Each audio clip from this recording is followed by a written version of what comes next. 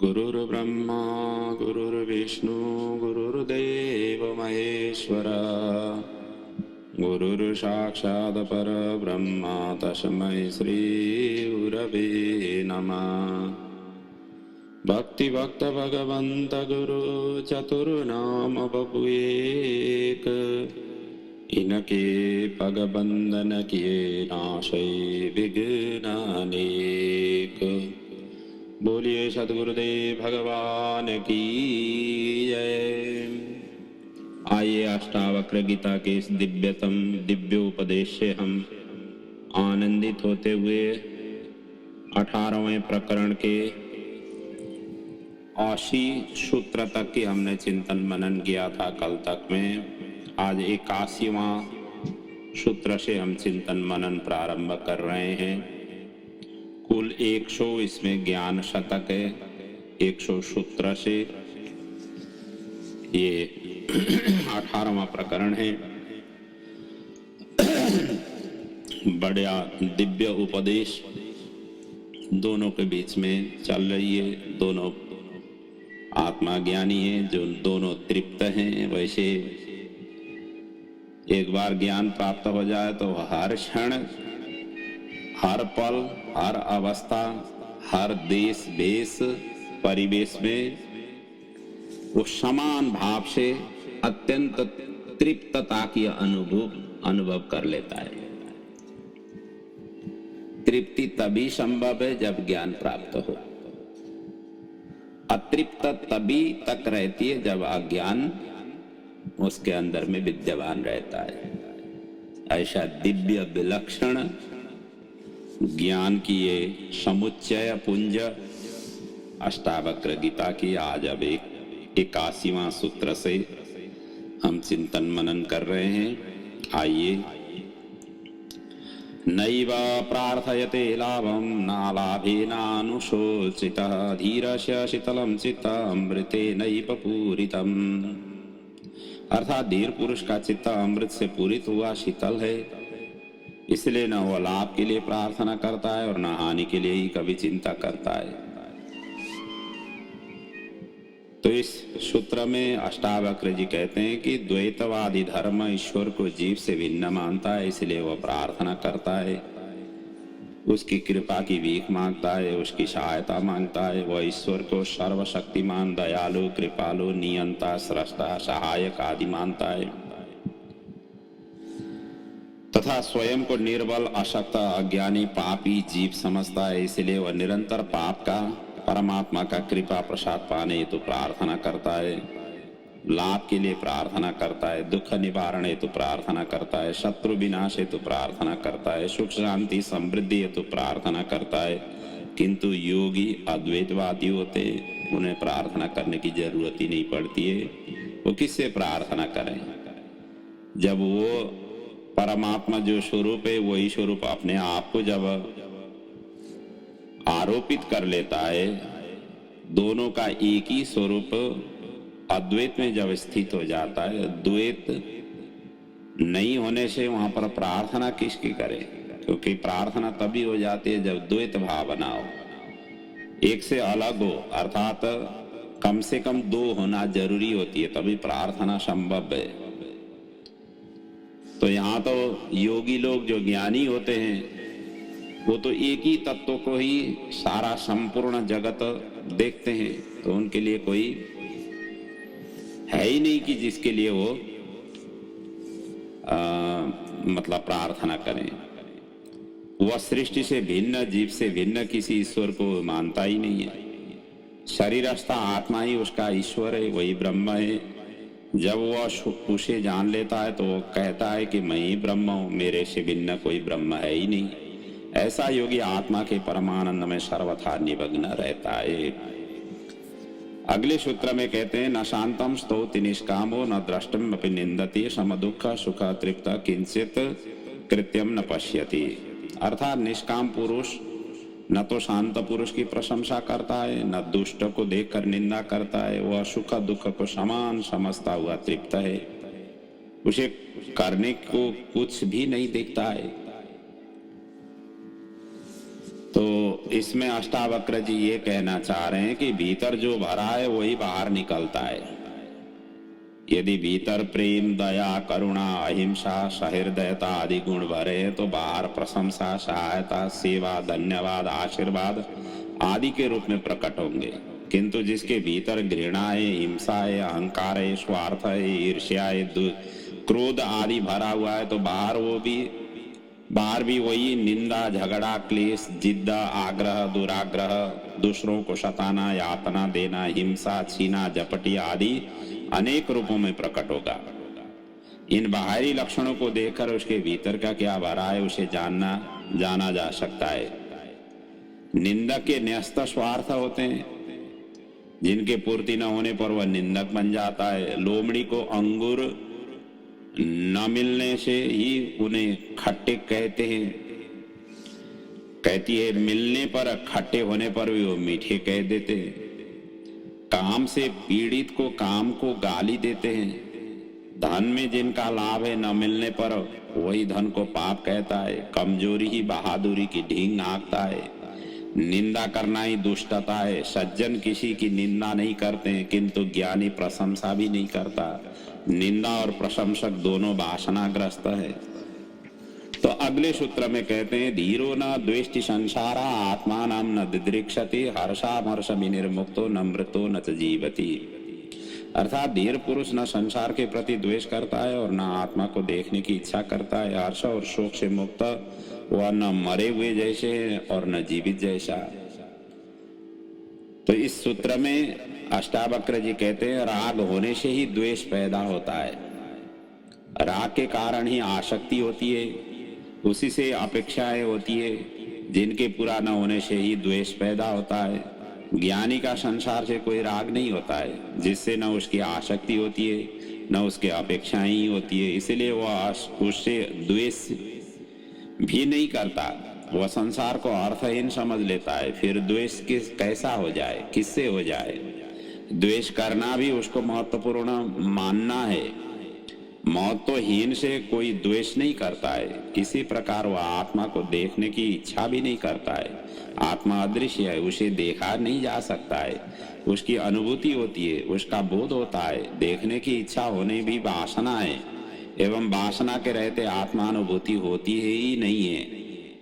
दर्पण निर्मल होने पर ही उसकी अनुभूति होती है। ऐसा ज्ञानी नित्य आत्मा सुख का अनुभव करता है, जिससे वह हर्ष शोक से मुक्त हो जाता है। अगले सूत्र में कहते हैं निस्नेह पुत्र दारादो निष्कामो विषयेषु च निश्चिंता स्वशरीरेपि निराशा शोभते बुधः। अर्थात पुत्र, स्त्री आदि के प्रति स्नेह न रखता हुआ और विषय में कामना रहित हुआ, अपने शरीर की भी चिंता नहीं करता हुआ ज्ञानी पुरुष सभी आशाओं से मुक्त शोभा देता है। तो इस सूत्र में अष्टावक्र जी कहते हैं अज्ञानी अर्थात संसारी की अपनी दृष्टि होती है एवं ज्ञानी की दृष्टि इससे भिन्न होती है। अज्ञानी यदि अपनी दृष्टि से ज्ञानी को देखेगा तो वह उसे कभी नहीं सुख समझ पाएगा। अज्ञानी अपने पुत्र, स्त्री आदि के प्रति बड़ा स्नेह दिखाता है। वह हमेशा विषयों की ही कामना करता है तथा अपने शरीर पोषण की ही चिंता करता है। वह हमेशा आशाओं में ही जीता है।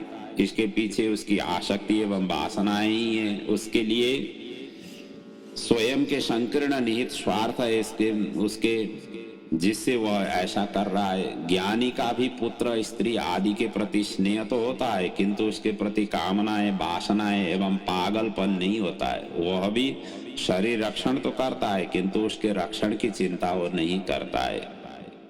तो अगले सूत्र में कहते हैं तुष्टि सर्वत्र धीरश यथा पतितवर्तिनः स्वच्छंदम चरतो देशान यत्रास्तः मितिशायिनः। अर्थात यथा प्राप्य से जीविका चलाने वाला, देशों में स्वच्छंदता से विचरण करने वाला, जहाँ सूर्यास्त हो वहाँ शयन करने वाला धीर पुरुष सर्वत्र संतुष्ट है। तो इस सूत्र में कहते हैं कि ज्ञानी परम को पा लेता है, इसलिए क्षुद्र की वासना से वो मुक्त हो जाता है। वह भी कर्म करता है, किंतु उसमें फला की आकांक्षा की वासना नहीं होती। कर्म के फलस्वरूप जो उसे मिल जाता है उसी में ही वो संतुष्ट है, उसी से ही वो अपनी जीविका चलाता है। उसे अधिक की चाह नहीं होती, न कम की चिंता होती है। वह शिकायत भी नहीं करता कि आज संसार पापी हो गया है, साधु संतों का कोई सम्मान नहीं, उसे कोई देता नहीं, बेईमान खाए जा रहे हैं, साधु भूखे मर रहे हैं। ऐसी भावना ज्ञानी में पैदा होती ही नहीं है। ज्ञानी स्वनिर्भर पर होता है, वह भोजन के लिए दूसरों पर निर्भर नहीं रहता है। जो मिल जाए, जहां से मिल जाए, न मिले, सब में वो संतुष्ट रहता है। वह संसार को ही बंधन मानता है, तो संसार शरीर पोषण के लिए किसी से क्यों बंधेगा। वह किसी स्थान विशेष से भी नहीं बांधता। वह स्वच्छंदता से किसी वासना आसक्ति से नहीं बनाता। उसके सोने, बैठने, चलने, ठहरने आदि के लिए कोई निश्चित स्थान, समय एवं नियम आदि नहीं होते हैं कि वो वहीं ठहरूंगा, ऐसे बिस्तर पर ही सोऊंगा, घास पर भी सोऊंगा, काली गाय का दूध ही पीऊंगा, पैसे को हाथ कभी नहीं लगाऊंगा, पैदल व नंगे पांवों ही चलूंगा। इस प्रकार के किसी नियम से वो नहीं बांधता।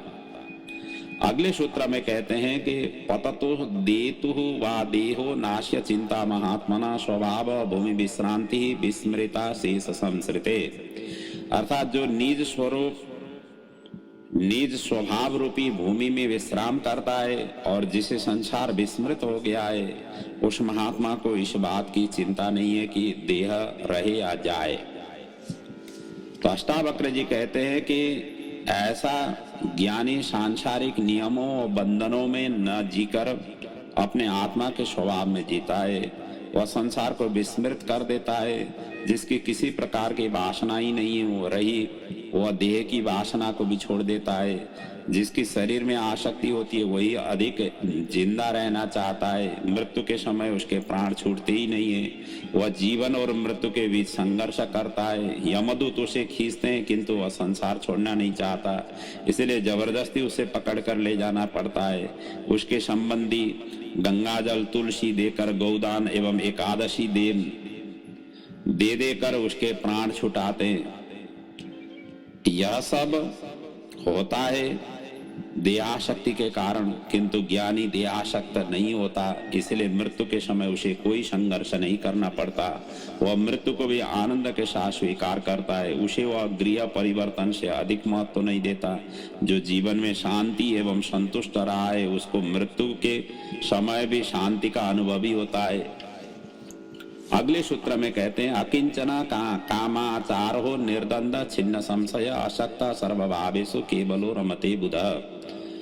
अर्थात अकिंचन स्वच्छंद विचरण करने वाला, द्वंद्व रहित, संशय रहित, आसक्ति रहित और अकेला बुद्ध पुरुष ही सब भावों में रमण करता है। तो इसमें कहते हैं कि अष्टावक्र जी जहाँ आसक्ति है वही बंधन है। संसार, स्त्री, पुत्र, धन, नगर, देश, धर्म, जाति, वर्ण आदि संकीर्ण घेरों में मनुष्य आसक्ति तथा अज्ञान के कारण स्वयं बंधा हुआ है। इनके पीछे उसके निहित स्वार्थ है, जिनके कारण वह अपने को इन क्षुद्र घेरों में बंद कर लेता है। इन संकीर्णताओं में बंध कर मनुष्य स्वयं संकीर्ण हो जाता है, उसकी दृष्टि संकीर्ण हो जाती है। वह इनसे बाहर न सोच सकता है, न विराट को देख सकता है। वह पिंजड़े का पक्षी बनकर अपने पिंजड़े में ही फड़फड़ाता रहता है एवं उसी में प्राण त्याग देता है। वह खुले आकाश में कभी उड़ान नहीं भर सकता है। उसे कैसे ही ज्ञात हो सकता है कि सृष्टि में अन्यत्र भी सौंदर्य है। इसी प्रकार संकीर्ण मान्यताओं, विचारों, सिद्धांतों, नियमों आदि से बंधकर मनुष्य छोटा हो जाता है, किंतु अहंकार वश इनमें भी वह अपने को महान समझता है। इसके ठीक विपरीत ज्ञानी की स्थिति होती है। वह अपने को इन सब बंधनों से मुक्त कर लेता है। वह खुले आकाश में स्वच्छंद पूर्वक विचरण करने वाला होता है। वह द्वंद्व रहित होकर परम आनंद में रहता है। वह संशय रहित होता है। अपने को अकेला एवं अकिंचन मानता है। इसी से वह सबका हो जाता है, महान हो जाता है। अगले सूत्र में कहते हैं निर्ममा शोभते धीरः समलोष्टास्म कांचन सुभिन्न हृदय ग्रंथिर विनिर्धूत रजस्तमः। अर्थात जो ममता रहित है उसके लिए मिट्टी, पत्थर और सोना समान है। जिसके हृदय में ग्रंथि टूट गई है और जिसका रजतम धूल गया, वो अधीर पुरुष ही शोभता है। तो इस सूत्र में अष्टावक्र जी ये कहना चाहते हैं कि मनुष्य बीमार है, रुग्ण है, यह बीमारी भीतरी है जो दवा पीने से दूर होगी, बाहर उसका लेप करने से कुछ नहीं होगा, शास्त्र तथा उपदेशों से कुछ नहीं होगा। ये शास्त्र एवं उपदेश डॉक्टर द्वारा लिखे गए प्रिस्क्रिप्शन से ज्यादा नहीं है।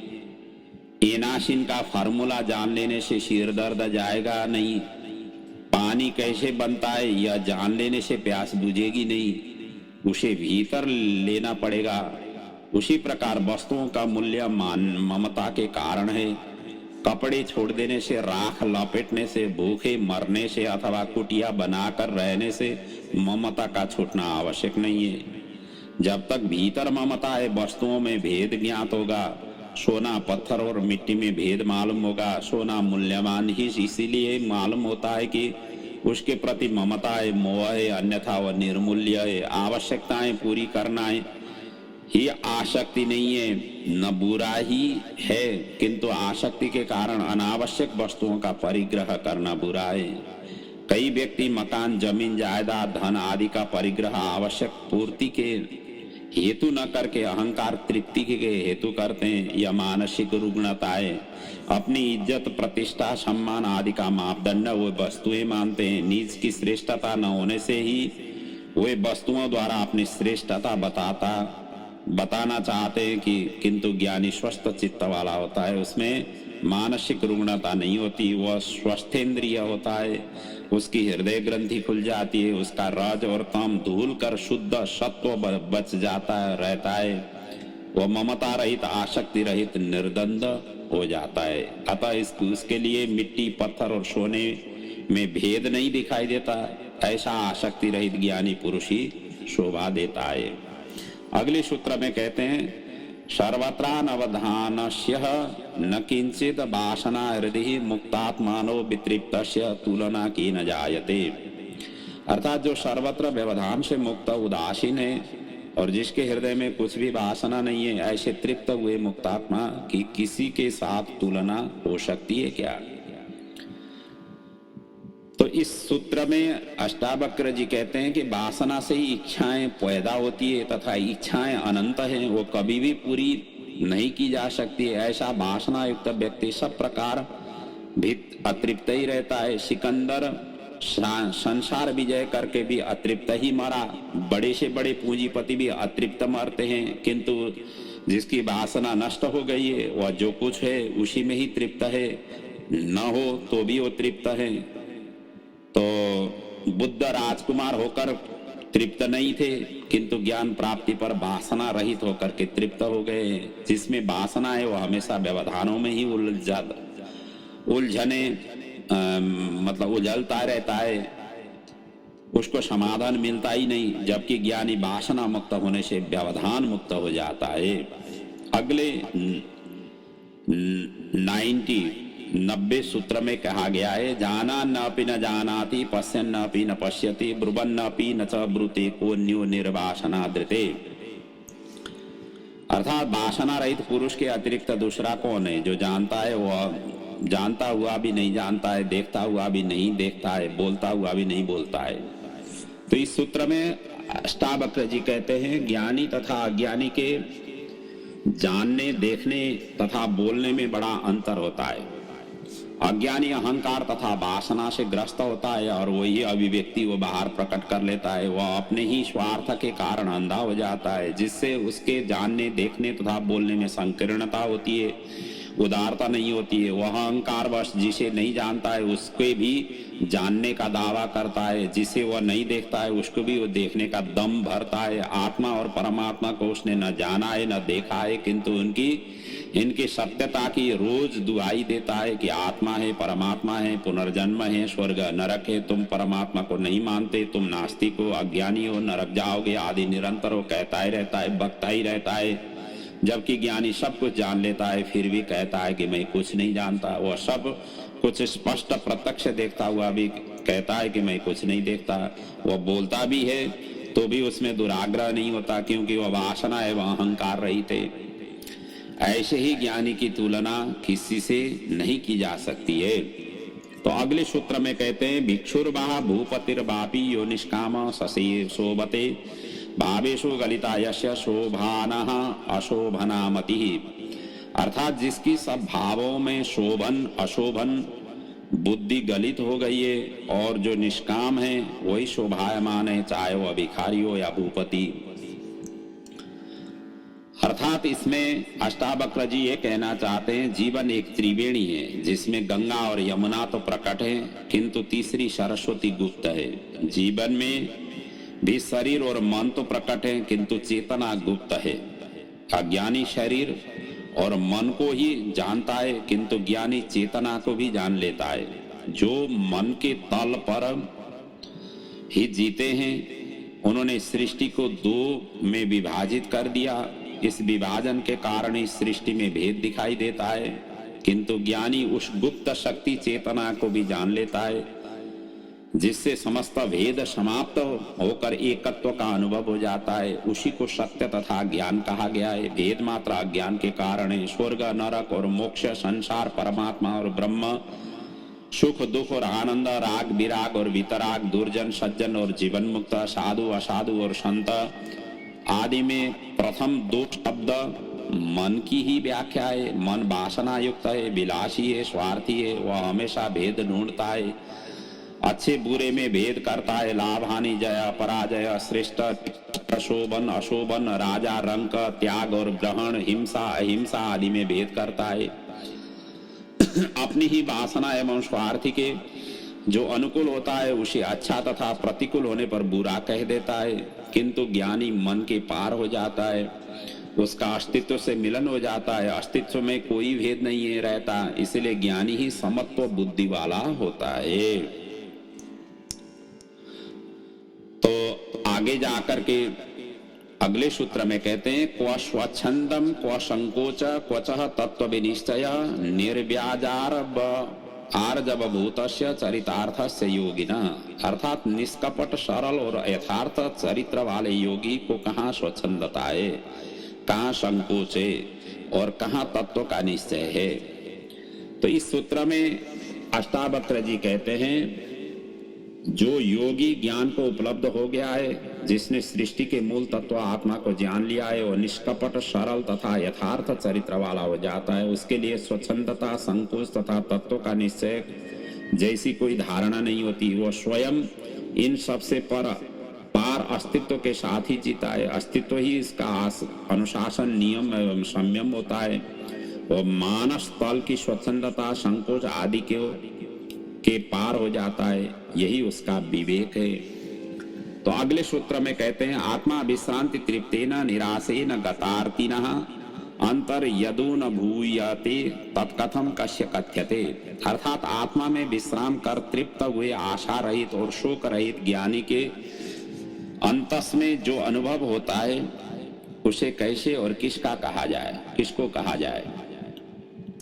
तो इस सूत्र में अष्टावक्र जी ये कहना चाहते हैं कि आत्मा ज्ञान के बाद व्यक्ति तृप्त हो जाता है, निष्प्रिय, इच्छा रहित तथा शोक रहित हो जाता है। इस स्थिति में जो विश्राम कर स्थित है, जो इसमें ठहर गया है, उसे विचित्र ही अनुभव होते हैं, जो सांसारिक अनुभवों से ज्यादा भिन्न होते हैं, जिनके कहा नहीं जा सकता है कि क्योंकि सुनने वाला उस स्थिति में नहीं पहुंचा हुआ है, उसे ये अनुभव नहीं हुए हैं, इसलिए उसे समझाना मुश्किल है। ऐसे अनुभव प्रमाणों, तर्कों आदि से भी सिद्ध नहीं किया जा सकते।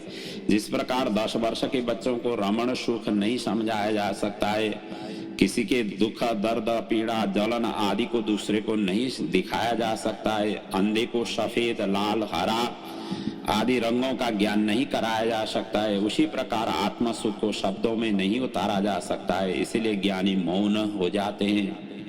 आत्मा ज्ञान में बोध हो जाता है, एक अनुभूति होती है, इसमें पुरानी धारणाएं, मान्यताएं सब गिर जाती है। जिस प्रकार स्वप्न टूटने पर एक क्षण में सब कुछ बदल कर नया सामने आ जाता है, उसी प्रकार आत्मा ज्ञान के क्षण में भी यह संसार रूपी स्वप्न टूट जाता है। एवं नए ही संसार में उसका प्रवेश होता है, जिसे न उसने पहले कभी देखा है, न सुना है, न जाना है। इस स्थिति में गुरु का सान्निध्य न हो तो वह पागल भी हो सकता है, उसका इलाज भी कुछ नहीं है। वह उसकी मस्ती में पागल है। संसार के लिए पागल होने से ईश्वर के लिए पागल होना बेहतर है। ऐसा पागलपन भी वरदानी है। आत्मा का बोध चित्त की निर्विकार एवं शून्य अवस्था में ही होता है, और उसी का नाम ध्यान और समाधि है। मन जब शून्य होता है तभी आत्मा अपने पूर्ण प्रकाश में प्रकट होती है। ध्यान में विषय नहीं होता, विषय होने पर ध्यान नहीं होगा। चिंतन मनन भी ध्यान नहीं है, ध्यान किया भी नहीं जाता, करने से ध्यान भी होता भी नहीं, अक्रिया ही ध्यान है। तो इस प्रकार की भावें इस श्लोक में, सूत्र में वर्णन किया गया। अगले सूत्र में कहते हैं, सुप्तोपि न सुषुप्तो चः स्वप्नेपि शयितो न च जागरेपि न जागर्ति धीरस्तृप्तः पदे पदे। अर्थात जो सोया हुआ भी सुषुप्त नहीं है और न स्वप्न में भी सोया हुआ है, जागृत में भी नहीं जागा हुआ है, वही धीर पुरुष क्षण क्षण में तृप्त है। अर्थात ज्ञानी और अज्ञानी दोनों सोते हैं, किंतु अज्ञानी जब स्वप्नावस्था में होता है तो अपने को भूल जाता है, वह स्वप्न में ही खो जाता है, एक दूसरी दुनिया में प्रवेश कर जाता है। सुषुप्त में वह गहरी नींद में होता है, तब स्वप्न भी खो जाते हैं। उसे न संसार का भान रहता है न स्वयं का, किंतु ज्ञानी की निद्रा संसारी से भिन्न होती है। वह स्वप्न में भी जागा हुआ रहता है, साक्षी भाव का प्रयोग करने पर भी वह संभव है, यह संभव है। स्वप्न में भी उसे भान रहता है कि वह सोया हुआ है तथा स्वप्न देख रहा है। इसी प्रकार सुषुप्त में भी वह जागा हुआ रहता है। सुषुप्त में जीव का संबंध आत्मा से होता है, जिससे उसे आनंद की अनुभूति होती है। योगी ही जागा हुआ होने से ही उसका अनुभव करता है। इसी प्रकार जागृत अवस्था में भी वह सर्वदा आत्मा में लीन रहने के कारण बाह्य वस्तुओं से प्रभावित नहीं होता, इसलिए वह जागा हुआ भी नहीं है। वह जागृत, स्वप्न एवं सुसुप्ति तीनों अवस्थाओं में आत्मा का ही अनुभव करता है। ऐसा ज्ञानी ही सर्वदा तृप्त रहता है। तो अगले सूत्र में कहते हैं, यह सचिंतोऽपि निश्चिंतः सेन्द्रियोऽपि निरेन्द्रिय सबुद्धिरपि निर्बुद्धि साहंकारो अहंकृति। अर्थात ज्ञानी चिंता युक्त भी चिंता रहित है, इंद्रियों सहित भी इंद्रियों रहित है, बुद्धि सहित भी बुद्धि रहित है, तथा अहंकार युक्त भी अहंकार रहित है। तो इस सूत्र में अष्टावक्र जी कहते हैं, ज्ञानी पुरुष भी चिंता युक्त तो होता है, किंतु चिंतित नहीं होता, दुखी नहीं होता। वह इंद्रियों सहित है, सभी इंद्रियां अपना अपना कार्य करती है, खाना पीना, सूंघना सुनना, स्वाद लेना, स्पर्श ज्ञान देखना, सब यथावत होता ही है। किंतु ज्ञानी की वासना न होने से वह उनमें आसक्त नहीं होता, उनसे प्रभावित नहीं होता। वह इंद्रियों का उपयोग आवश्यकता होने पर करेगा, वासना के कारण नहीं करेगा। ज्ञानी बुद्धि का भी प्रयोग करेगा, किंतु वह जैसा चाहे वैसा ही उपयोग करेगा। वह बुद्धि का मालिक होगा, बुद्धि उसकी मालिक नहीं होगी। ज्ञानी आवश्यकता होने पर अहंकार का भी उपयोग करेगा, विनम्रता का भी उपयोग करेगा, किंतु उसका दास नहीं बनेगा, कर्ता नहीं, साक्षी होकर करेगा। ज्ञानी सृष्टि के नियमों में न बाधा डालते हैं न सहयोग करते हैं, जैसा होता है उसे ईश्वरीय समझकर जाने देते हैं। तो अगले सूत्र में कहते हैं, न सुखी न च वा दुखी न विरक्तो न संगवान न मुमुक्षुर न मुक्तो किंचिन न चह किंचन। अर्थात ज्ञानी न सुखी है न दुखी है न विरक्त है न संग युक्त है न मुमुक्षु है न मुक्त है न किंचन है अर्थात कुछ है न अकिंचन अर्थात कुछ नहीं। अर्थात इस सूत्र में अष्टावक्र जी ये कहते हैं कि ज्ञानी की स्थिति द्वंद्वों से पार की होती है। वह समत्व बुद्धि वाला होता है, वह सदा एक रस रहता है। घड़ी के पेंडुलम की भांति एक अति से दूसरी अति को नहीं छूता। बुद्ध ने भी यही कहा कि वीणा के तार न अधिक ढीले हो न अधिक कसे हुए हो, तभी संगीत निकलता है। अज्ञानी ही इन अतियों में भटकते हैं। ज्ञान अति में नहीं, समत्व में है, एक रसता में है। अहंकारी अतियों में आनंद लेता है। ज्ञानी उस नट की भांति है जो अतियों के बीच संतुलन रखता, वह एक ही रस्सी पर ध्यान टिकाए हुए चलता है। इसीलिए कहा है कि धर्म कृपाण की धार पर चलने के समान है। थोड़ा सा भी झुकाव एक और हुआ तो सारी साधना व्यर्थ हो जाती है। इसलिए अष्टावक्र जी कहते हैं, ज्ञानी न सुखी है, न दुखी, न संग युक्त है, न विरक्त है, न मुमुक्षु है, न मुक्त है। वह ऐसा भी नहीं मानता है कि मैं कुछ हूँ, नगण्य हूँ, अपेक्षित हूँ, मतलब उपेक्षित हूँ। न ऐसा मानता है कि मैं ही सब कुछ हूँ, मैं परम ज्ञानी हूँ, श्रेष्ठ हूँ, अन्य से ऊंचा हूँ। वो सदा सम स्थिति में रहता है, जो है उसी में ही वो संतुष्ट रहता है। तो अगले सूत्र में 97 सूत्र में कहते हैं अष्टावक्र जी, विक्षेपी न विक्षिप्त, समाधौ न समाधिमान, जाड्योपि न जड़ो धन्य, पंडित्येपि न पंडितः। अर्थात धन्य पुरुष विक्षेप में भी विक्षिप्त नहीं है, समाधि में भी समाधि वाला नहीं है, जड़ता में भी जड़ नहीं है, पांडित्य में भी पंडित नहीं है। तो इस सूत्र में ये कहते हैं, जो ज्ञानी आत्मा ज्ञान के कारण समस्थिति को उपलब्ध हो गया, वह विक्षेपों को भी सहन कर लेता है, उनसे विक्षिप्त नहीं होता। वह समाधि में रहने वाला है, किंतु समाधि वाला नहीं है।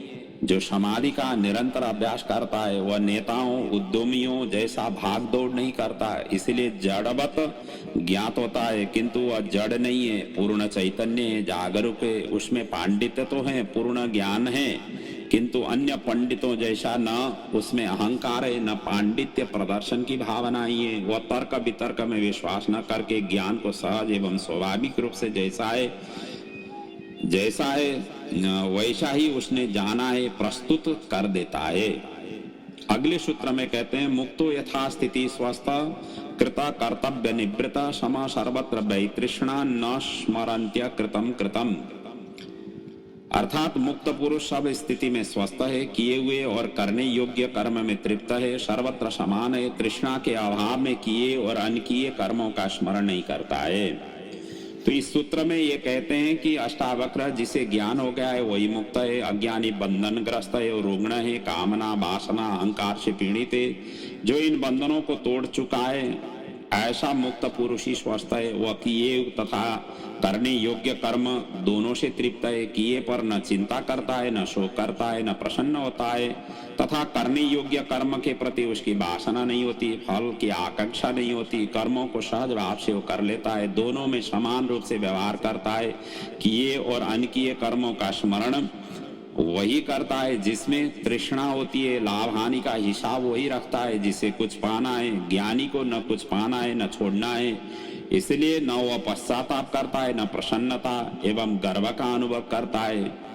ज्ञानी की ऐसी स्थिति ही परम स्थिति है, परम तत्व की प्राप्ति की स्थिति है। तो अगले 99 सूत्र में कहते हैं, न प्रियते वन्यमानो निंद्यमानो न कुप्यति, नैवो द्विजति मरणे जीवने नाभिनंदति। अर्थात मुक्त पुरुष न स्तुति किए जाने पर प्रसन्न होता है, न निंदित होने पर क्रुद्ध होता है, न मृत्यु में उद्विग्न होता है, न जीवन में हर्षित होता है। तो इस सूत्र में अष्टावक्र जी कहते हैं, प्रशंसा एवं निंदा से जो प्रभावित होता है वह ज्ञानी नहीं हो सकता है। उसके भीतर अहंकार है, जिस पर निंदा की चोट लगने पर वह क्रुद्ध हो जाता है एवं उसे प्रशंसा द्वारा फुसलाए जाने पर वह प्रसन्न होता है। अज्ञानी इनसे सबसे ज्यादा प्रभावित होता है। मुक्त पुरुष न तो मृत्यु के समय उद्विग्न होता है, क्योंकि वह उसे स्वाभाविक मानता है, सृष्टि का नियम मानता है, न वह जीवन से हर्षित ही होता है। ये सब चित्त की तरंगे हैं, विक्षेप हैं, जिनसे वह अप्रभावित रहता है। ऐसा ज्ञानी ही मुक्त है। ज्ञानी आत्मा में जीता है, जो इन नित्य है, अमृत है, उसकी मृत्यु होती ही नहीं है। शरीर में जीने वाले अज्ञानी की ही मृत्यु होती है, इसलिए वही मृत्यु से भयभीत होता है। और अंतिम सूत्र 100 सूत्र में अष्टावक्र जी कहते हैं, न धावति जनाकीर्ण नारण्य उपशांतधि यथा तथा यत्र तत्र सम एवावतिष्ठते। अर्थात शांत बुद्धि वाला पुरुष न लोगों से भरे नगर की ओर भागता है, न वन की ओर ही। वह सभी स्थिति और सभी स्थानों में समभाव से ही स्थित रहता है। तो ये अंतिम सूत्र है। अष्टावक्र जी कहते हैं इस 18वें प्रकरण का अंतिम सूत्र में, ज्ञान शतक की अंतिम सूत्र में कहते हैं, भागा दौड़ वही करता है जिसे कुछ पाना है, जिसमें वासना एवं तृष्णाएं। यह वासना चाहे संसार की हो या मोक्ष की हो, वासना ही हो। जिस ज्ञानी ने उस परम तत्व को जान लिया, जिसे आत्मानुभव हो गया, आत्मा के अनुभव हो गया है, जिसे परम मिल गया है, जो मुक्त हो गया है, उसकी सारी भागा दौड़ समाप्त हो जाती है, उसकी सारी इच्छाएं आकांक्षाएं समाप्त हो जाती है, उसे सृष्टि में एकत्व का अनुभव हो जाता है, जिससे उसमें समभाव पैदा हो जाता है। ऐसा ज्ञानी शांत बुद्धि वाला हो जाता है। वह सभी स्थानों पर तथा सभी स्थिति में समान भाव से अवस्थित रहता है, चाहे वो नगर हो या वन, भीड़ भाड़ वाला स्थान हो या सुनसान स्थान, महल में रहे या झोपड़ी में, कोई अंतर उनके नहीं आता है, फर्क नहीं पड़ता है। अज्ञानी चुनाव करता है कि ऐसे स्थान पर ही रहूंगा, ऐसा ही खाना खाऊंगा, भिक्षा मांग कर ही खाऊंगा, ऐसे वस्त्र ही पहनूंगा, या मैं कुछ वस्त्र नहीं पहनूंगा आदि। किंतु ज्ञानी चुनाव रहित हो जाता है, जो है उसी में ही राजी है, वह उपकरण मात्र हो जाता है। यही जीवन मुक्त की परम स्थिति भी है। और यहीं आकर के इन्हीं चिंतन मनन के साथ ज्ञान शतक रूपी ये अष्टावक्र गीता की 18वां प्रकरण यहाँ पर पूर्ण हो रही है। अष्टावक्र की ज्ञान, अष्टावक्र गीता की ज्ञान जो चिंतन मनन अभी तक हुआ है, इन सभी को अपने जीवन में, अपने कार्य में, अपने साधना पथ में, अपने चिंतन मनन में इनको सामंजस्यता करते हुए जीवन को सुयोग्य सुमधुर बनाने में आपके लिए सहायक बने। यही प्रभु के चरणों में वंदन प्रार्थना सहित आज का ये प्रसंग यहाँ पर विराम ले रहा हूँ।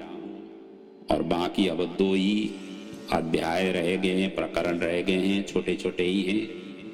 तो बाकी की चिंतन मनन पुनः अगले बैठक में करेंगे।